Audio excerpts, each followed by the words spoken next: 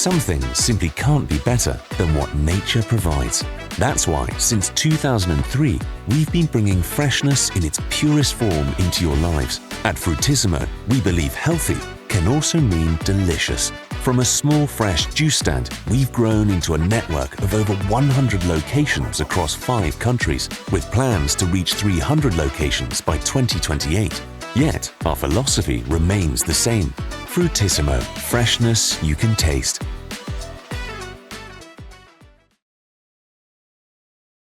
Welcome to this deep dive. We're taking a close look today at what's making waves. And today, that's Fruitisimo, you know, that European chain. Super colorful, healthy drinks. The fresh fruit vibe. Exactly. Yep. So we've got some recent business performance reports here and some general company info. Right. Our mission basically is to really get a handle on where they stand right now, you know, how they've been growing, and what the sort of big picture looks like for them. Yeah, think of it like getting the real story behind Fruitissimo's health, where they're headed. Going beyond just seeing the shops. Right. Understanding what's really driving them. Okay, let's unpack this then. Fruitisimo. So first off, they position themselves as like a market leader in healthy drinks in Europe. They've won some awards, which, you know, always looks good. And they've got over 100 stores across 6 countries. Yeah, that's a pretty significant footprint already. Feels solid. It really is. And that focus on healthy and plant-based, Yeah. that's tapping right into a huge and growing consumer trend globally, really. What I find interesting is how they focus on the in-store experience, making the smoothie right there while you watch. Yeah. That kind of openness, that transparency, it can be, really powerful for building trust. And it reinforces that fresh quality image, you know? Absolutely. I can totally see how that works, especially, like you said, in busy spots, shopping malls, airports, train stations. Yeah. Places they actually target. Exactly. It's almost like a little show, isn't it? Watching them blend it all up. It is, yeah. A bit of theater. So, okay, let's get into the numbers. How did they actually do financially in 2024? It sounds like it was a pretty big year. It certainly looks that way. Getting over 20 million in group network revenue, that's definitely notable. Yeah. But the figure that really jumps out is Germany. 218% year-over-year growth there. Wow, 218%. Makes you think, right? Yeah. Is the German market just super thirsty for this stuff? Or was their marketing just, like, incredibly effective there compared to other places? Good point. Understanding the why behind that number tells you a lot more about where their strengths might lie.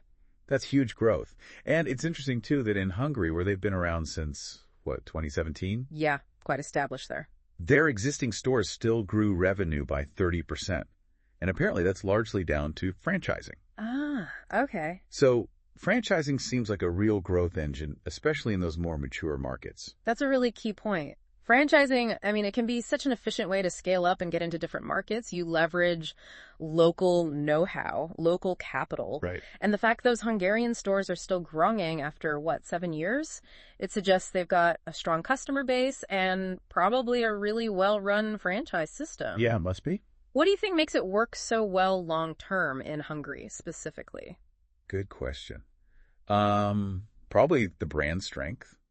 And maybe the support they give franchisees. Has to be something like that. Now, they also mentioned focusing on profitability through better cost management. So it's not just selling more drinks. They're looking at efficiency, too. Precisely. I mean, sustainable growth isn't just about top-line revenue, is it? It's managing your costs smartly. Right. And look at this. Their most profitable store hit 37% EBITDA. That's, earnings before interest, taxes, depreciation, amortization. Yeah. A key measure. That's pretty high. It is. And a quarter of their whole network is getting over 28% EBITDA. That shows there's real potential for strong profits in their model. Okay, this is where it gets really interesting for me. The expansion in 2024. 18 new stores across Western Europe. That's quite a push. Significant step. Plus, this move into Poland. 4 new places opened in Warsaw and Wrocław. Seems very targeted. Yeah. What do you think makes Poland so attractive for them right now? Well, Poland's a big market. It's growing, and there's definitely a rising interest in health and wellness there. So getting in relatively early, establishing a presence, it makes strategic sense for their bigger European picture. And just continuing to push into Western Europe generally, that broadens their reach, diversifies things across different economies. Makes sense. And to handle all this growth, yeah, they're investing pretty heavily in their back end, their infrastructure. The supply chain. Yeah, building a new facility to Comichis. Did I say that right? Sounds about right. Anyway, it's got triple the space, 5 times the capacity. That feels like a serious statement, doesn't it? It really does. That kind of investment signals they're not just hoping for growth, they're planning for it, expecting it to continue. Yeah. And you need that. A solid, efficient supply chain is just critical. Absolutely crucial for keeping product quality up and just meeting demand as the network gets bigger. It's a strong sign of long-term thinking. Okay, let's dig into this franchise model a bit more. You mentioned it earlier. It sounds like it's totally core to their operation, right? 75% of stores run by franchisees. A huge proportion, yeah. What are the main upsides of that, do you think, for a company like Fruitisimo? Well, the big one is rapid expansion without needing quite as much of their own capital up front. Right, less risk for them directly. Exactly. Plus, you get motivated local operators on board, people who really understand their specific town or city.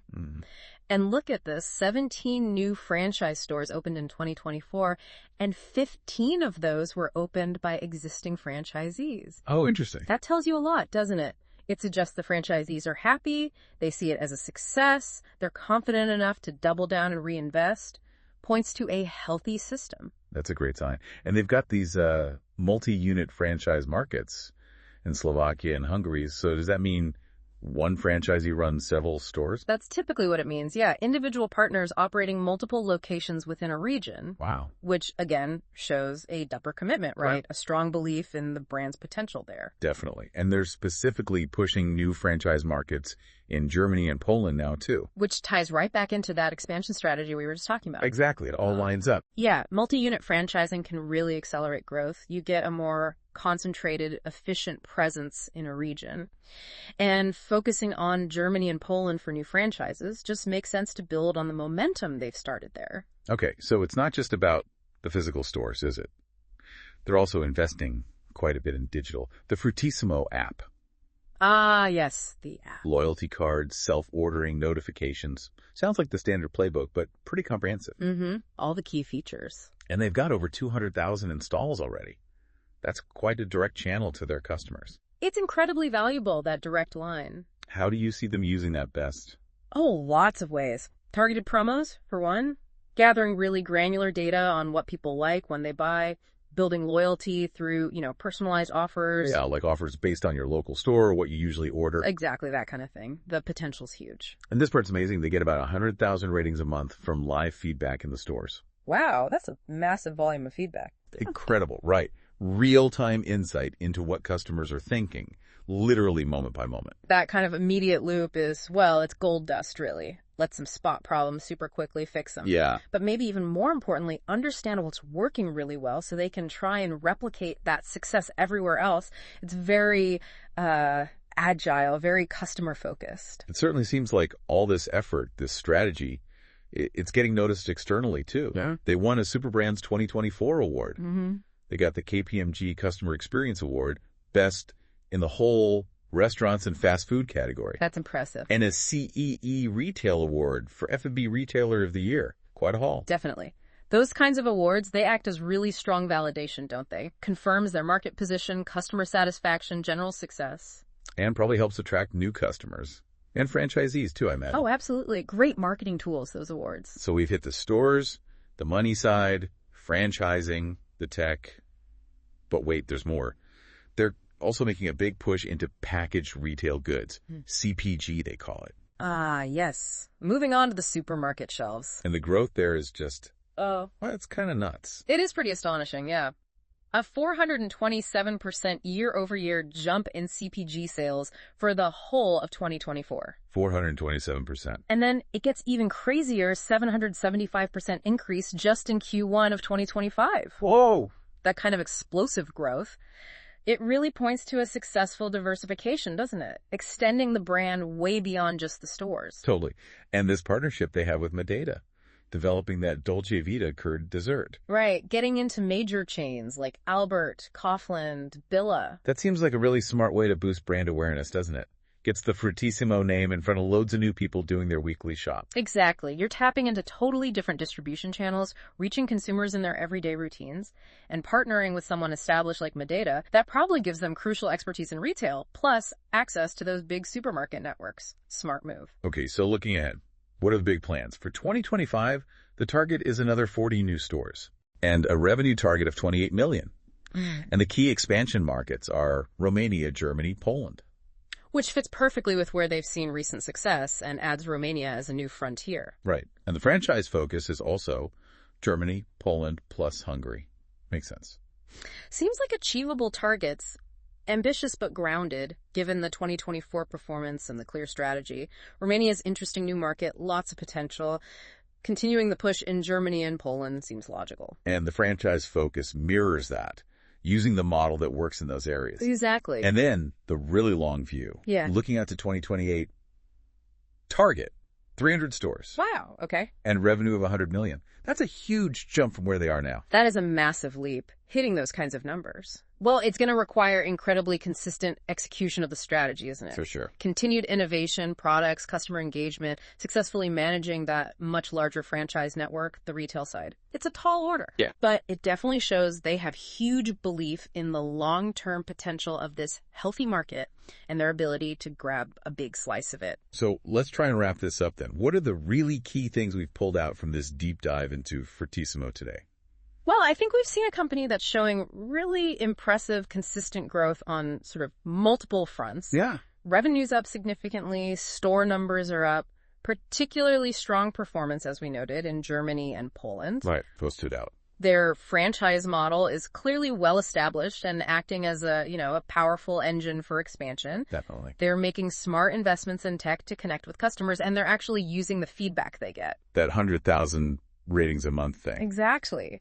And then there's the CPG side. That successful jump into retail packaged goods is seriously broadening their brand reach. It's quite a dynamic picture. It really paints a picture of a company that's got some serious wind in its sails. Okay, so for our final thought then, considering how fast Fruitisimo is growing and this diversified approach they have, the stores and the retail products, what other avenues could they maybe explore, strategically I mean, to really cement their place in this crowded, healthy drink market? Good question. And maybe on the flip side, what kind of challenges might pop up with such rapid expansion across so many different European countries? You've got logistics, different customer tastes, keeping the brand consistent everywhere. Yeah, the potential pitfalls of scaling that fast across diverse markets are definitely real. Supply chains get stretched, maintaining quality control, cultural nuances. Lots to think about there. It's definitely something interesting to mull over. Thanks for joining us for this deep dive. Some things simply can't be better than what nature provides. That's why, since 2003, we've been bringing freshness in its purest form into your lives. At Fruitisimo, we believe healthy can also mean delicious. From a small, fresh juice stand, we've grown into a network of over 100 locations across 5 countries, with plans to reach 300 locations by 2028. Yet, our philosophy remains the same. Fruitisimo, freshness you can taste.